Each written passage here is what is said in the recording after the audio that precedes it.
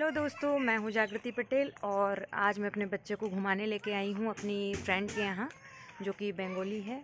और मेरा बेटा खूब एंजॉय कर रहा है। ये आ रहा है दौड़ते हुए।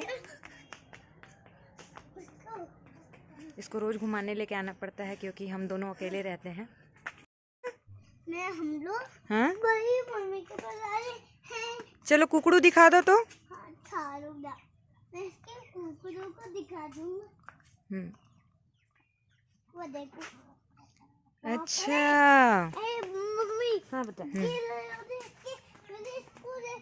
वो बदक है, देखे? हाँ, उसके बदक से उसके छोटे से बच्चा है। छोटे से बच्चा है? हाँ, उसको बुलाने चिल्लाओ के पूरे। वही रुकना ना, मैं वहाँ से भगा के लाती हूँ ना। हाँ, लेके आना भगा के। वो देखो अपने घर में जा रहे हैं कुकड़ी लोग। इसके अंदर से आके जा रहे हैं।